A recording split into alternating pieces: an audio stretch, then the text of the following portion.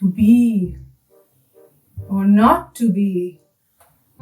This above all, to thine own self be true. Oh, Romeo, Romeo, wherefore art thou Romeo? A man may fish with the worm that hath eat of a king, and eat of the fish that hath fed of that worm. Okay, despite being occasionally hard to understand, there really is no one more famous for his language than William Shakespeare. The guy was a master wordsmith. He invented like 1,700 words and coined many phrases that we still use today. Anytime we say the words break the ice, love is blind, a wild goose chase, we are quoting this famous playwright. And no, he didn't coin the phrase to coin a phrase, but that would have been awesome. But here's the rub. Opera composers who have been setting Shakespeare's plays to music for the last 4 centuries very rarely use his actual text. Often these operas aren't even in English. They're in other languages like French, Italian, or German. So if they're not setting Shakespeare's text, what are they using? His stories. Opera always starts with a great story. It's the point of inspiration for the librettist and the composer. And perhaps there is no more famous story than Romeo and Juliet. There are over 100 adaptations just of this one play. But why? There are so many love stories out there. It's like the #1 topic for art. Why this one story? And I think this is a perfect question to ask our next expert on our Shakespeare hotline.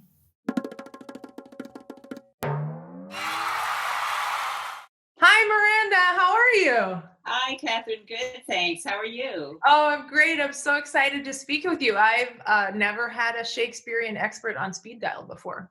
Oh, well, I'm honored. Thank you. So you have a really interesting title. You're the Shakespeare Consultant for A Noise Within, which is a beautiful classical rep company in Pasadena. I have a feeling you will be more than up to the challenge today. I'm doing an episode and an exploration of Romeo and Juliet and Gounod's setting of the play, and I just want to understand, why is Romeo and Juliet so popular? Is it a fluke?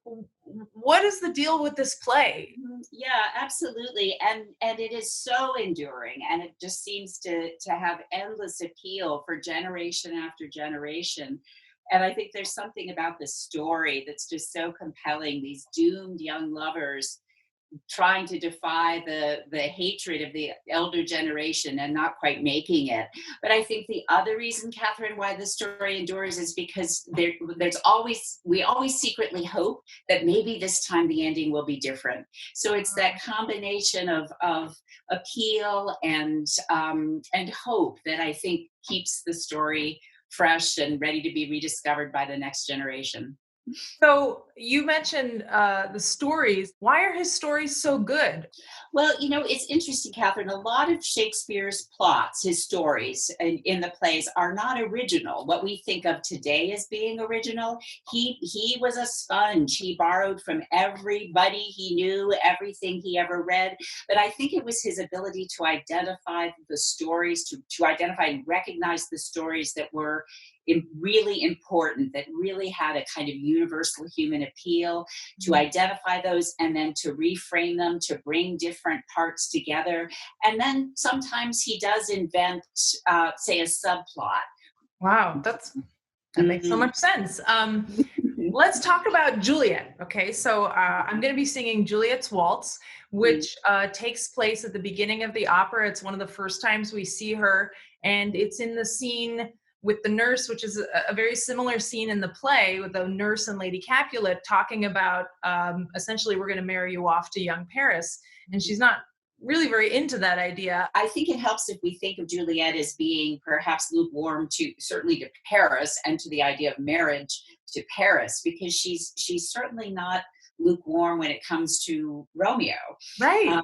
And exactly, she knows that he's the one for her, and even though she's so young, not quite 14, in many ways her understanding of love and what it means to love is much more mature than what Romeo brings to the relationship. And in that, I think she's similar to many of Shakespeare's heroines who often teach the men they love and who love them how to love.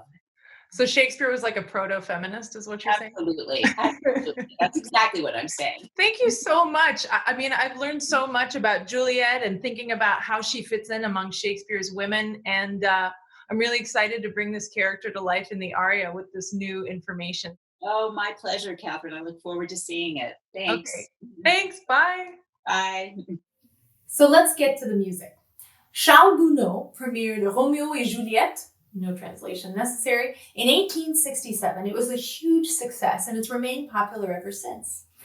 Je veux vivre, or I want to live, is Juliet's first aria. And it's basically her very long response to the nurse who is suggesting that she get married at the tender age of 13. And she's really not into this guy, and she kind of explodes with emotion. Shakespeare gave us the story, and it's the composer's job to use music to highlight and heighten the emotions of the character. Now, let's take a look at how Gounod does this, but first, I need a little musical assistance. So through some virtual magic, let me invite our friend Charlie Kim on the piano to help us out.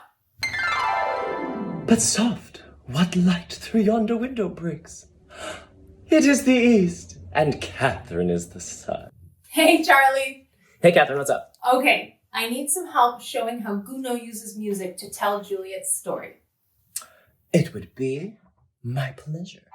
So the first thing we hear from Juliet is this explosion on an ah, this huge octave leap, and then she descends down step by step, building tension, wondering, what is she going to say next? Then the waltz begins. It's this 1, 2, 3, 1, 2, 3. It's fast, it's dizzy, it's a dance. It shows her energy and her excitement. Gounod sets her text in a way that makes her sound breathless and excited by putting breaths and spaces, not just between words, but between syllables. It's sort of like being so excited we can't talk. Then we get these florid vocal lines called coloratura. It's an expression of pure emotion when words just aren't enough anymore. We get the series of runs that builds and builds until she feels like she's spinning out of control, and it culminates in a high D, the big money note for the soprano, which we're not really supposed to hang out on, but we do. Then she finishes the aria with a high C. It's another famous soprano big money note. And the orchestra plays this raucous send-off as she goes off to the party. It's an expression of the exuberance of youth just on the verge of adulthood. I hope you enjoy Juliet's waltz.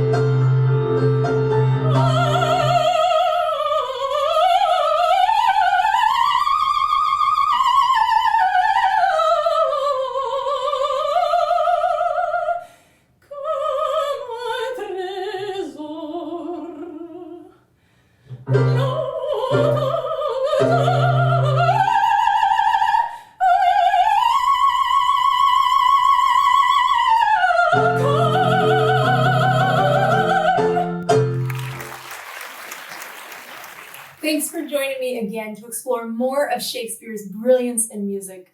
Next week, we're going to jump back in time to the 17th century to look at Purcell's The Fairy Queen, an adaptation of A Midsummer Night's Dream. I'm Katherine Powers. I hope to see you next Thursday for another episode of Shakespeare Sings.